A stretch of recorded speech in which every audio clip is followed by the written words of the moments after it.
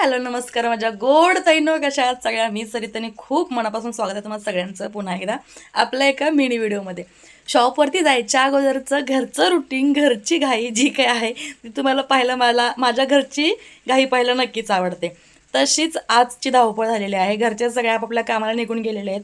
त्यांचं सगळं चहा नाश्ता याव त्याव सगळं झालेलं आहे आणि आता मला शॉपवर जायची घाई आहे. वाजलेले आहेत 9:45 आणि अजून माझं बरंच काम उरकायचं आहे आणि त्यातलं महत्त्वाचं काम म्हणजे किचनचा किती राडा पडला आहे बघा. आणि हे सगळं करता करता एकाचं डबल काम कसं होतं ते तुम्हाला सांगणार आहे बघा मी, कारण आज माझ्याशी खूप काही गोष्टी अशा घडल्यात की करायला गेले की झाले दुसरं. चला मग दाखवते. तर इकडे बघा, काल होता संडे आणि हल्ली सीझन आहे गाजरांचा, हिरव्यागार भाज्यांचा. मार्केटला गेलं की काय घेऊन काय नको असं होतंय. तर खूप साऱ्या भाज्या आणल्या होत्या. 2 किलो गाजर आणली होती. याच्या अगोदर सुद्धा गाजराचा हलवा मी केलेला तुमच्यासोबत शेअर केलेला आहे, तेव्हा सुद्धा 2 किलो गाजरांचाच केला होता. पण हा 1.25 किलो 1.5 किलो असा असेल, कारण थोडीशी गाजरं बाहेर काढून ठेवले होते मी अशी सॅलड वगैरे खाण्यासाठी. तर हा हलवा करताना ठेवला होता या कढईत आणि ह्याची कंडिशन बघा कशी झाली. अक्षरशः कढईला हा हलवा चिटकलाय आणि इकडे बघा दूध सुद्धा उतू गेले. आता हे 2 कामं माझ्या अंगाशी का आलीत तुम्हाला सांगते. कारण म्हटलं हलवा शिजायला वेळ आहे, निवांत शिजू, आणि गॅसची फ्लेम मी हाय ठेवली होती, ते माझ्या लक्षात नाही आलं. इकडे दूध सुद्धा गरम करायला ठेवलं होतं, जे की इकडे बघा उतू जाऊन एवढं झालंय. तसं कमीच होतं म्हणा, 1.5 लिटर होतं. आणि इकडे हा डिंक ठेवलेला आहे तळून. गाजराच्या हलव्यामध्ये डिंक तळलेला घातला त्याची न्यूट्रिशन व्हॅल्यू खूप वाढते, कारण हेल्दी होतोय हा अजून डिंक टाकल्यामुळे.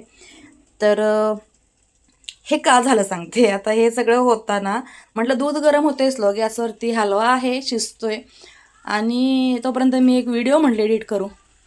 तर त्या व्हिडिओच्या नादामध्ये हे सगळं माझं उलटं काम झालेलं आहे आणि अजून हे काम उरकायला बराच वेळ लागणार आहे. कारण हे बघा हा सगळा राडा माझ्या ओट्यावरती पडला आहे. प्रत्येकाचं वेगवेगळं करता. तर नाश्ता पाणी झाल्यानंतर थोडाफार स्वयंपाक पण झालेला आहे. इकडे काय आहे तो पण काढून ठेवायचा आहे डबे वगैरे गेल्यानंतरचा. आणि हा सगळा राडा असा झालेला आहे. पाहिलंत ना, तुमच्यातलीच मी एक आहे. मी नेहमीच म्हणते तसंच माझ्याशी आज झालंय. अजून माझंही उरकायचं आहे आणि हा सगळा पसारा ओट्यावरचा उरकल्याशिवाय मला काय कुठे जाता येणार नाहीये. सो मला पर्याय नाही हे कम्प्लीट केलं. उरकता एक कॉल आला म्हणून गॅलरीत गेले तर समोर पाहते तर काय मस्त ऊन खायला साप बाहेर निघाला होता. आणि हे पावसाने वाढलेली थोडीशी घाण होती झाडकुलांची, त्याच्यामुळे त्याला तिथे बहुतेक जागा मिळाली असावी असं मला वाटतं.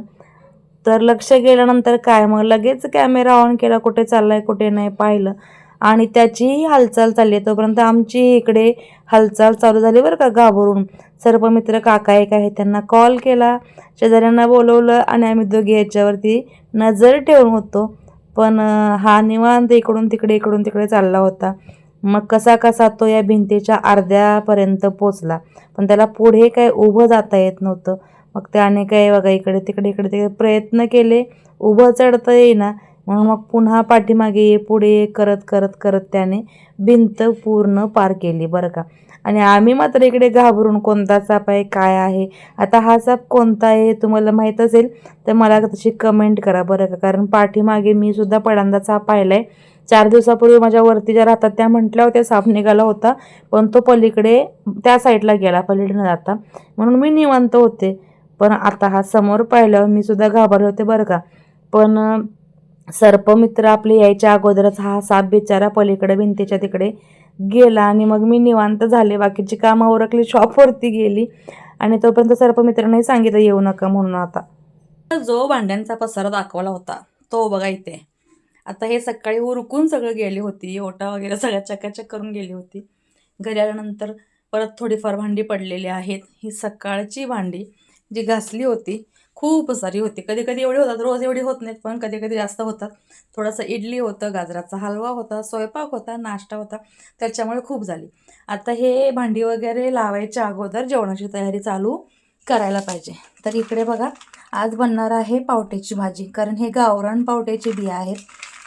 तर गावाकडनं आलेल्या शेंगा होत्या, त्याच्या छान असे दाणे हे सोललेले आहेत. ॲक्च्युली माझ्याकडे पण होत्या आणि काल भाचीकडे गेलेली तिने सुद्धा तिच्या गावाकडून आलेल्या शेंगा आम्ही दोघी मिळून सोलत होतो, थोड्या तिच्या थोड्या माझ्या, म्हणून एवढे हे दाणे झालेले आहेत. आणि गावरान पावट्याच्या भाजीची चव जी आहे ती खूप छान लागते.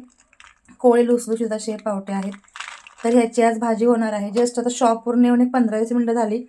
हातपाय धुवून चेंज केलं आणि पुन्हा इथे किचनमध्ये आलेले आहे स्वयंपाकासाठी.